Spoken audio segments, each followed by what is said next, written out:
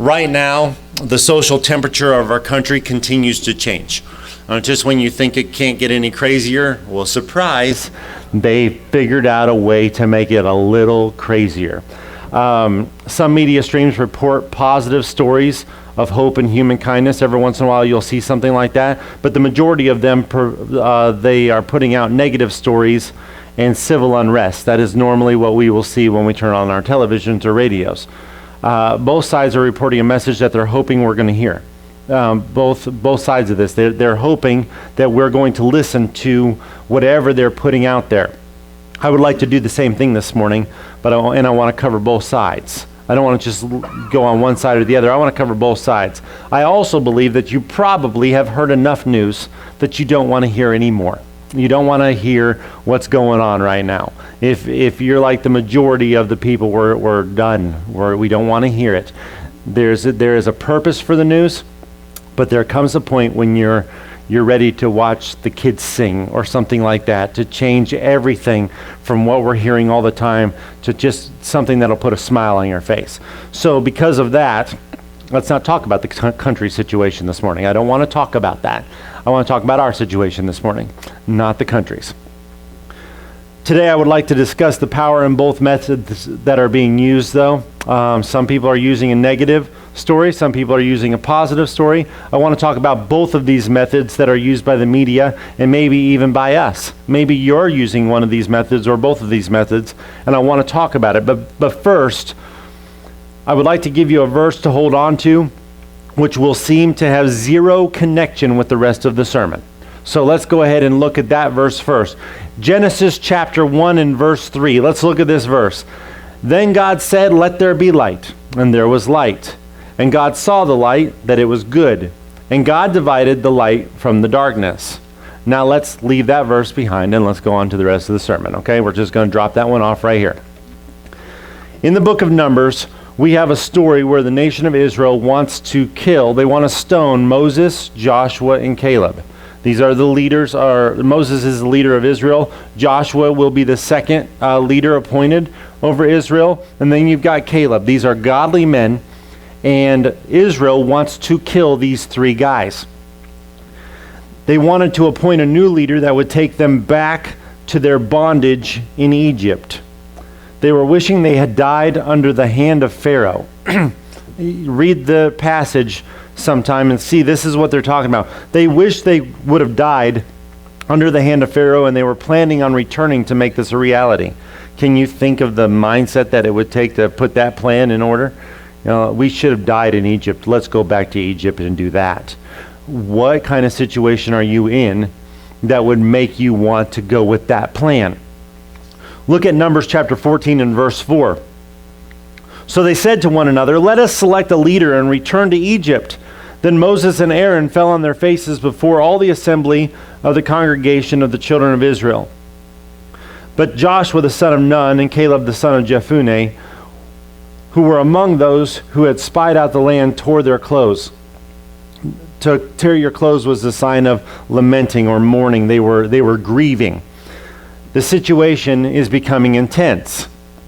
The people are wanting to kill their current leadership. They want to put Joshua, Caleb, and Moses to death. The leaders are mourning before God. The situation is getting ugly. And it's hard to imagine what might have happened to take everything to this level. This is a reality. This is where these people are. They want to kill their leadership and go back to Egyptian bondage. You would think something really negative must have taken place in order to get them to this point where they want to do this. There must have been a crime committed which was punishable by death to want to kill these three guys. But that's not what happened. That's not what caused this riot that they have going on. Moses had 12 spies sent into the promised land to check out the land before they went in to conquer it. He sends in these 12 spies, and now it's time for those 12 spies to come out of the promised land and give a report of what they found when they went in there. Look at Numbers chapter 13 and verse 25. And they returned from spying out the land after 40 days. Now they departed and came back to Moses and Aaron and all the congregation of the children of Israel in the wilderness of Paran at Kadesh. They brought back word to them and to all the congregation and showed them the fruit of the land. And they told them and said, "We went to the land where you sent us. It truly flows with milk and honey, and this is its fruit." The fruit they brought back was one cluster of grapes. You wouldn't think that'd be much, but look what we got. We got a cluster of grapes. But this one cluster of grapes had to be carried on a pole between two men. That's how big the cluster of grapes was. This is a pretty good report. This is the fruit of the land. This is what we went in. The land is good. The land's worth possessing. It's a good place to raise our children. There's just one problem with the land. Look at verse 28 of chapter 13. "Nevertheless, the people who dwell in the land are strong. The cities are fortified and very large. Moreover, we saw the descendants of Anak there. 10 of these spies saw danger and defeat around every corner. They went into the promised land. Yes, the land is good. The fruit is good. It's a very good land to raise your family. We are blessed in there. So many blessings. But the people who dwell in the land are strong, and they have fortified cities." 10 of these guys saw negativity. They saw danger. 2 of these guys, Joshua and Caleb, saw victory. They went in there and said, "This is awesome. Look at all the things that God has blessed us with in this land. Let's take it." The 10 guys said, "Not a chance. Have you seen the size of the people? Have you seen the cities that are fortified? We don't stand a chance against them." This is the only thing that happened before the nation of Israel decided to rise against their leaders and kill them and go back to Egypt. This is it. This is the only thing that happened to make everybody want to just walk away and give up. This is it. There wasn't a crime committed. There wasn't a really negative situation where one army would attack another army. Nothing like that. This is all that happened. Now they want to kill Moses, Joshua, and Caleb and go back to their Egyptian bondage. The only thing that happened was a negative report. That's the only thing that happened. This report turned over 2 million people against Moses, Joshua, and Caleb. This negative report leads to the wandering of the Israelites in the wilderness for 40 more years. God says, "You will wander in the wilderness because you did not trust me to give you that land. You will wander in the wilderness, and I'll give that promised land to your children." This negative report is the beginning of the 40 years wandering of the children of Israel. It was negative news. That's all. That's the only thing that changed this story, was a negative report. It was just negative news. One negative report not only caused an uprising in the children of Israel, it changed the destiny of an entire generation of people. This generation of people who were supposed to go into the promised land are now the generation of people who will die in the wilderness, and their children will go into the promised land. The only thing that changed it was negative news. That's the only thing that altered the story. They refused to focus on God, and they allowed negativity to be the source of their information. That's all that happened. And even God has something to say about this. He's looking at the situation, and he speaks to let us know his heart. Look at Numbers chapter 14 and verse 11. "Then the Lord said to Moses, 'How long will these people reject me? And how long will they not believe me with all the signs which I have performed among them?'" God looks and says, "How long are they just not going to trust me? The Red Sea crossing, the 10 plagues in Egypt, the manna in the wilderness, the water from the rock, everything I've done for them. Why won't they believe me? After all the signs, after all the proof I've given them that I will remain faithful, they choose to reject me. How long? How long will they not believe me?" This was the act that banished them to die in the wilderness. And it was all due to a negative outlook. Just the negative. Now I would like to flip the proverbial coin over. You know, the two sides to the same coin? I'd like to flip that proverbial coin over, and let's look at the other side of the same coin. In Judges chapter 7, we see God leading Gideon into the battle against the Midianite army. There was just one problem. there's too much positivity in this story. Things are going too well. That's the problem with Gideon's story. Things are just looking too positive. So God steps in to change everything. Don't you love it when God does that for us? Things are going too well. Let's alter that a little bit. That's what he does for Gideon's story here. Look at Judges chapter 7 and verse 2. And the Lord said to Gideon, "The people who are with you are too many for me to give the Midianites into their hands, lest Israel claim glory for itself against me, saying, 'My own hand has saved me.'" God just told Gideon that his situation was too promising. You've got way too many people, Gideon. He has more than enough people to take his enemies down. You could conquer the Midianite army with that many people. God wasn't about to stand for that. God gets involved here. God knew that the Israelites would bask in their own glory if they were able to take the Midianite army down with that many people. They would get the glory for themselves. They would say, "Look what we did," and they would turn away from God. God knew the people. He's seen them before. He knows what's going to happen. If I let them win with 32,000 men, they're going to say, "Look at what our 32,000 did." And they will not focus on me, so I've got to change it. It's way too much positivity in this story. So he shaves a few numbers off. God gets involved and he shaves a few numbers off. Look at verse 3. "Now therefore proclaim in the hearing of the people, saying, 'Whoever is fearful and afraid, let him turn and depart at once from Mount Gilead.' And 22,000 of the people returned, and 10,000 remained."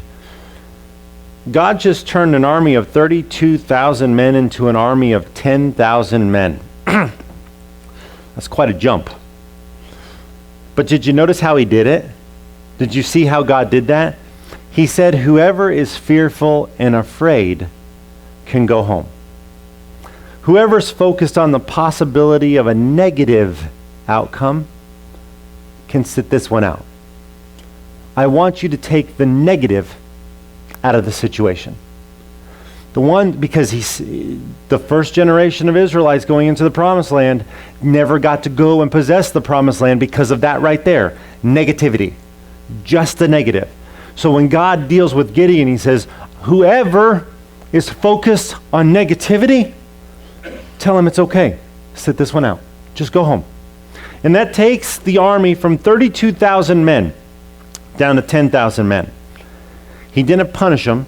He just removed them from the situation. Tell them to go sit this one out. God is taking the negativity out of the picture while creating a pretty negative looking scenario. We had 32,000 men. Now we have 10,000 men. That means you had 22,000 men who are going to spin everything in a negative direction. Now you have 10,000 men who are focused more on the positive. 32,000 down to 10,000 is quite a drop, but the plunge isn't over. It doesn't look bleak enough yet. So God says, I've got to get involved one more time here. God tells Gideon to take everyone down to the water and let them drink. And anyone who gets down on their knees to drink the water can go home. But anyone who brings the water up to their mouth to drink it, they can stay. The ones that are standing, you can let them stay. Anyone who gets down on the ground to drink, send those guys home. So Gideon obeys, goes down to the water and lets them drink. This test did not take a positive turn either. If you read the story, you'll see what's going on here. Let's look at this next verse, verse 7. Then the Lord said to Gideon, "By the 300 men who lapped, I will save you, and deliver the Midianites into your hand. Let all the other people go, every man to his place." 32,000 men just got reduced to 300 guys. Now it looks bleak. Now it looks hopeless. You've got the Midianite army ready to go, and now we're down to 300 guys with a positive attitude. At least things are looking up, right? Absolutely. You got 300 guys ready to take on, we don't even know how many. We can't even count that high. There's a lot of guys, but us 300 guys, we got this. God takes a positive looking situation, makes it look negative by taking out the negative and making the situation positive. But he had to remove the negativity. Talk about making a bad situation worse. This doesn't look good for the home team. 300 guys against, we can't count that high. That's what our competition looks like here. God has removed the negativity from the group, but has also made a promising situation look extremely bleak. 300 guys are now supposed to defeat the entire Midianite army. How are they supposed to accomplish that? How do you do that? God was pulling out the negativity from Gideon's army, but once they were down to 300 men, Gideon starts having a change of heart. He starts getting a little bit nervous. And you can't blame him. We had 32,000 guys. There was a chance. Now we got 300 guys. Fat chance. That's where we're at. So Gideon is starting to get pretty nervous here. Gideon was focusing on fear and pessimism. He's at this point in his life. So God turns him back around.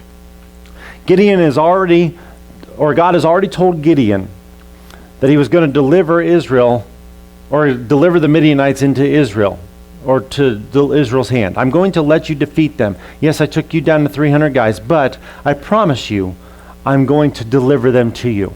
You are going to win this. But now Gideon's frightened. So God gives Gideon a little bit of advice. Look at verse 10. But if you are afraid to go down to the camp with Purah, your servant, and you shall hear what they say, and afterward your hands shall be strengthened to go down against the camp. Then he went down with Purah, his servant, to the outpost of the armed men who were in the camp. God sees that Gideon is beginning to focus on the negativity around him. We lost a lot of guys here. Well, it's starting to look really bad. So God turns his attention back to his promise. Remember, I promised that you would win. I want to take your attention off of, we only have 300 guys, back to, but God said we would win. I want to take your focus from the negative back to the positive. Gideon, you should go down to the outskirts of the Midianite army. Why don't you go down there and hear what they're talking about? So just go down there and listen to what the Midianites are talking about. Let's look at verse 12 of chapter 7. Now the Midianites and Amalekites, all the people of the east, were lying in the valley, as numerous as locusts, and their camels were without number, as the sand by the seashore in multitude. And when Gideon had come, there was a man telling a dream to his companion. He said, I have had a dream. To my surprise, a loaf of barley bread tumbled into the camp of Midian. It came to a tent and struck it so that it fell and overturned, and the tent collapsed. Then his companion answered and said, This is nothing else but the sword of Gideon, the son of Joash, a man of Israel. Into his hand God has delivered Midian and the whole camp. And so it was when Gideon heard the telling of the dream and its interpretation that he worshipped, he returned to the camp of Israel and said, Arise, for the Lord has delivered the camp of Midian into your hand. Gideon is now on fire and ready to take down the Midianite army. I'm ready to go. I went down there and I heard them talking. One guy had a dream, and the other guy told him what the dream meant, and it was that we win. Gideon is on fire now. What changed? Did he find a few extra guys to join the 300? No. What changed? Did a lot of the Midianites just fall off? No. No, what changed? What changed? It says that the Midianites were as numerous as locusts. If you've ever seen a swarm of locusts, it's hard to count those guys. That's a lot. Gideon still has 300 guys. Nothing's changed. The only thing that changed was the news that Gideon was focused on. That's the only thing that changed in the story. I'm depressed because there's 300 guys against locust. There's no way to win. But that guy had a dream, and that guy told him what it meant, so let's do this. What changed? The kind of news that Gideon chose to focus on. The situation was still as dismal as it was before, but now he has hope. Now Gideon's on fire for God. Let's do this. All 300 of us, let's go in and let's get rid of the Midianites. We can do this. For those of you who are familiar with this story, you know how the battle ends. And this is one of my favorite stories in the Bible. I love this story. These 300 men circle the Midianite camp at night holding trumpets, pitchers, and torches. If I'm going to fight, that's what I'm going to take. Trumpets, pitchers, and torches. Even their weapons are depressing. This situation does not look good. The plan was simple. They're going to circle the Midianite camp, and they're going to blow their trumpets to attract attention. Number one, bad move. But that's their first move. Let's blow the trumpets. Let's attract attention. Then they're going to break their pitchers, causing fear in the Midianite camp because of the crashing sound all around them. Let's all break these pitchers. Make a crashing noise echo down into the camp. Okay, good. Now you've got their attention. Then there's only one thing left to do. Shine the light from your torch. Done. What's your next move? We're out. That's as far as plan A went. We're going to stand here with some torches and we're going to shine them.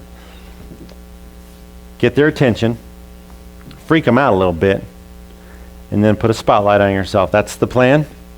That's the plan. 300 of you. All right. We'll see you on the other side. This is not a good plan. You would not think this was going to work out. And this is exactly what they did. Look at verse 20 of Judges chapter 7. Then the three companies blew the trumpets and broke the pitchers. They held the torches in their left hands and the trumpets in their right hands for blowing. And they cried, "The sword of the Lord and of Gideon." That's the end of plan A. There's no plan B. 300 men have now attracted the attention of an army described as numerous as locusts. They're armed with band instruments, dishes, and light. Who was the guy that put that together? This is what they've got. This is what they did. They've now done everything that they can do, and they have to turn the rest over to God. They're out. Plan A. Get their attention. Freak them out. Let them know where we are. Hold the torch. And then say, do your thing. That's the plan. The Midianite army gets freaked out because of the noise that they hear. Look at verse 21. And every man stood in his place around the camp, and the whole army ran and cried out and fled. When the 300 blew the trumpets, the Lord set every man's sword against his companion throughout the whole camp, and the army fled. The Midianites began killing each other out of fear. They didn't understand what they were up against. It was dark and quiet moments before. It was a dark and quiet night. Everything's fine. Then all of a sudden there were trumpets sounding, crashing noises happening, and torches lighting up all around their camp. How in the world does an army of numerous soldiers lose to 300 guys with random objects? It was all because of shift in perspective. That's all that happened. That's all that's happening in these stories. A shift in perspective. The Midianite army starts killing each other. Suddenly, there's loud noise happening around them. There are torches all around them. So they grab their swords in defense because they don't know how deep these people are into their camp. Can you imagine running, trying to get away, and some guy comes around the corner and you just kill him because you don't know who it was. Turns out it's your buddy. But they all start killing each other because of fear. How did the Israelites go from a few days of entering the promised land to wandering in the wilderness for 40 years, waiting to die? What took them from one outcome to the other outcome? It was all because of a shift in perspective. That's all that happened. Was God big enough to give the victory to the generation of Israelites who were supposed to enter the promised land? Absolutely. Yes. Yes. Was Gideon's army logically too small to defeat the Midian army? Absolutely. Yes. Each story's ending was determined by the perspective the people chose to take. That's all that happened. Go home, read the entire story. That's all that changed, was perspective. The Israelites in the wilderness story ended when they lost hope. That's when it all disappeared for them. Gideon's army story was wrapped up when they stood there shining torches with the confidence that God would keep his promise. Their story went the other direction. Let's look back at the beginning of the sermon. Remember I threw that verse up there? It seemed to have nothing to do with everything. Well, let's bring it back in and plug it in here. Genesis 1:3. Then God said, "Let there be light," and there was light. And God saw the light, that it was good. And God divided the light from the darkness. In the very beginning of the creation story, God gives us a picture of light and darkness. And his first action with these two things was to separate them. I want to separate the light from the darkness. In the book of John, we see a deeper picture of what God is illustrating with the creation story. John takes it to a deeper level for us to understand the spiritual imagery that God was painting when he separated the light from the darkness. Look at John chapter 1 and verse 1. In the beginning was the Word, and the Word was with God, and the Word was God. He was in the beginning with God. All things were made through him, and without him nothing was made that was made. In him was life, and the life was the light of men. And the light shines in the darkness, and the darkness did not comprehend it. Jesus' life is the light. It says right there, in him was life, and the life was the light of men. Jesus' life is the light.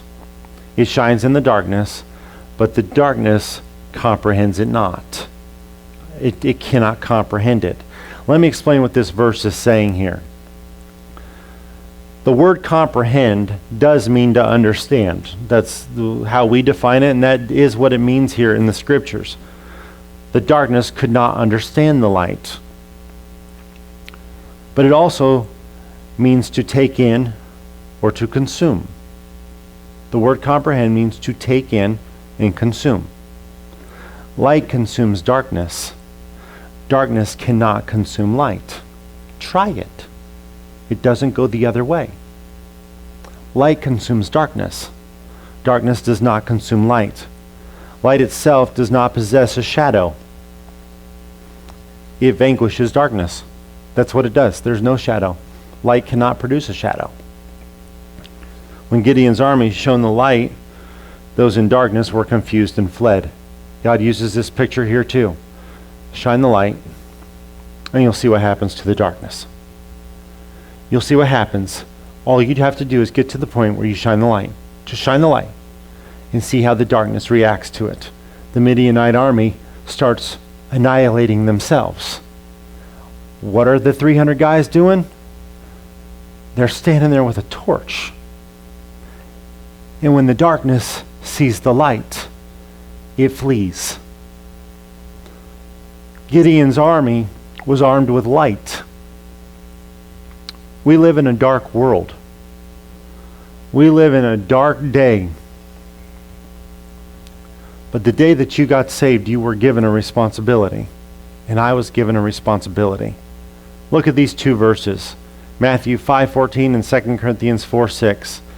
Matthew 5:14, you are the light of the world. 2 Corinthians 4:6, for it is the God who commanded light to shine out of darkness, who has shown in our hearts to give the light of the knowledge of the glory of God in the face of Jesus Christ. God has given you his life, his light. God gave that to you when you got saved. And you are to shine the light to the world. That was your job. That's my job. Shine the light. There's not enough of us. Shine the light. Just shine the light. But if Satan can shift your perspective, if he can shift that perspective, he can hide your light. I'm watching the news. I'm watching the events in our own community. Like, man, there's so much darkness. When did we start thinking along that line? When did we start thinking all about the negative? What about the positive? God's good. God wins. Because God wins, we win. Shine the light into the world. What about all those stories? Why aren't we hearing those things? Satan was able to shift the Israelites' perspective. They lost hope and they could not trust that God would keep his word. That generation never influenced the world for God. They stopped right there. That was the end of their story. Gideon's army trusted in God even when God removed everything positive from the situation. Take you down to 300 guys and you're going to be equipped with band instruments, dishes, and light. And they believed that God would remain faithful. And they rested on that right there. He said he'd do it. We know we don't have enough guys. Yeah, but we still have him. We still have him. And they were able to change everything because they knew they still had him. All it took was a shift in perspective in both of these stories to change everything. Satan wants to change your perspective to hinder your light from shining out to this world. And by the way, he might be doing a pretty good job. I don't know about your situation, but he may be doing a good job. Are we focused more on the negative than we are on the positive? Just the everyday events. Do we tend to lean towards the negative? Or do we look at the positive? Or do we lean towards fear, anxiety, darkness? Or do we look at God and still see hope in everything? Do we see the times as times that we abase or times that we still abound? How are we looking at this world? Satan wants to change your perspective, and he wants to change my perspective. Look at 2 Corinthians 4, chapter 4 and verse 3. But even if our gospel is veiled, it is veiled to those who are perishing, whose minds the God of this age has blinded, who do not believe, lest the light of the gospel of the glory of Christ, who is the image of God, should shine on them. If Satan can shift your perspective to the negative things in life, he can also affect your testimony. And if he can affect your testimony, who's going to listen to you? By the way, he's after you too. He's not just trying to keep people from hearing the word of God, he's using us to do it. He's trying to shift everybody's perspective to a place of no hope. What kind of testimony will we have for God if we have no hope? So he's trying to shift everything. People will see that we're more concerned with the darkness than the light, and they will not listen to us. In the dark times, we have hope. In a wicked world, we have the one whose name is called righteous. We still have that. We still have him. What if our numbers are starting to dwindle? We still have one. That's a pretty big number when you consider who that one is. We're going to be okay. The situation's turning negative. God has not changed. He has not changed. So we still have a lot of positivity going on in our negative story. Where's your focus? Is it focused on the circumstances of negativity? Or are we focused on the fact that we still have a God who's on the throne in the middle of all of that? Where are we focused? When people are surrounded by darkness, they can find even the smallest bit of hope in the smallest beam of light. They can find hope when they see just a little bit of light. Are you shining the light? Are we shining the light?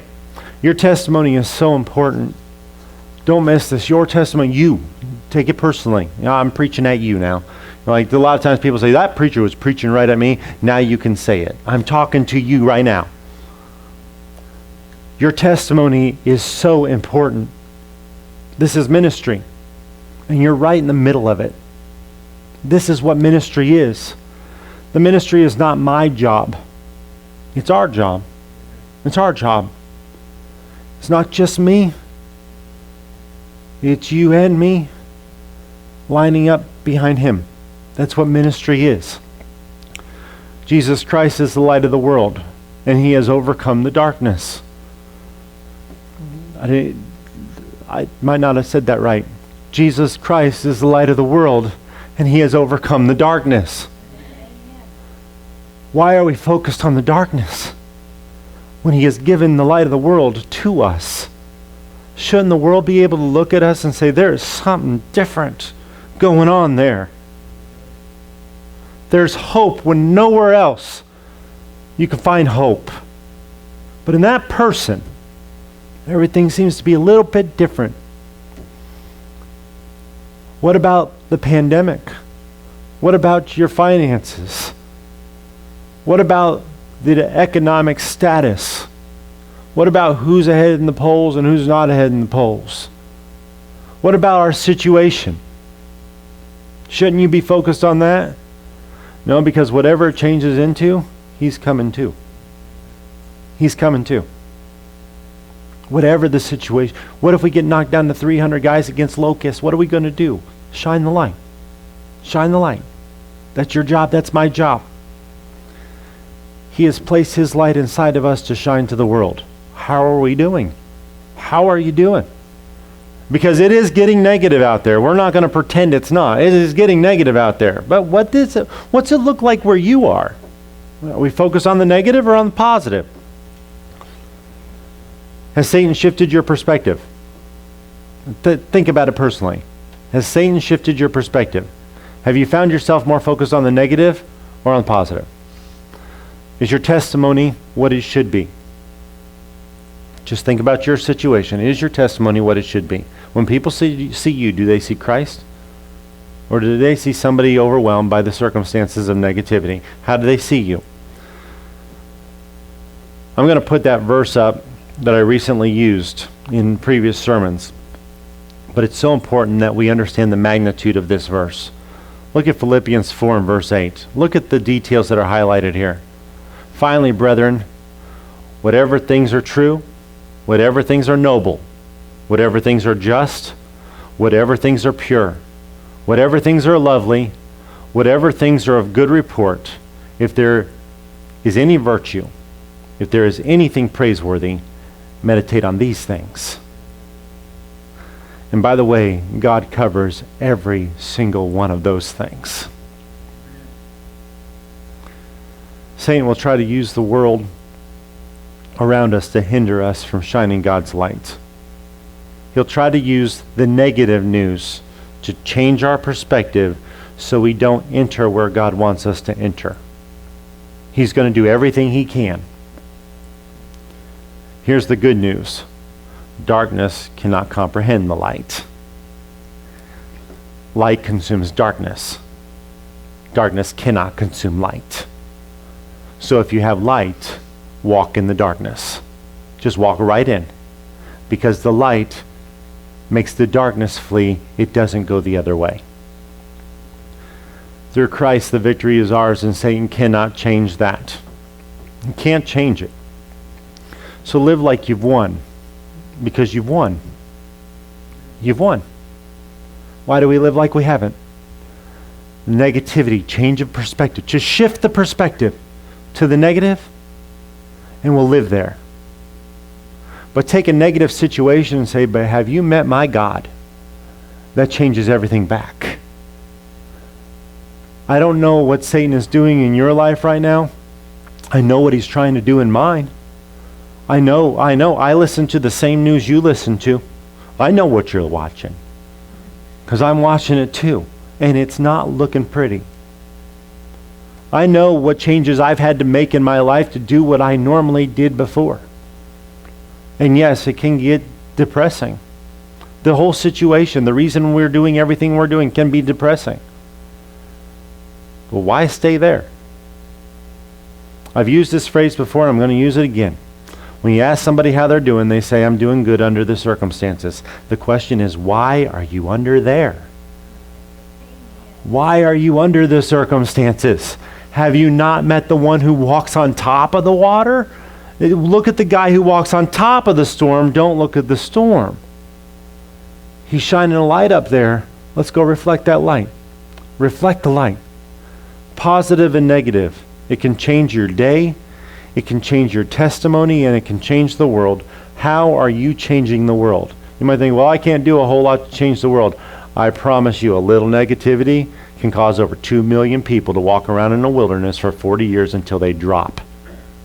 Just one report can do that. You don't think you've got the power to change the world? Read the Bible. Read the Bible. You think a little bit of positivity can change things around? It can. 300 guys who, by the way, don't tell them, but they didn't stand a chance. You got your dishes? Yeah. Band instrument? Yeah. Your flashlight? You're good to go. What else you got? We've got God. You're good to go. You're good to go. Believe me, there's so much power in positivity and in negativity. Let God's light shine from your life, and let's shift the perspective from everything that's going on back to Jesus Christ.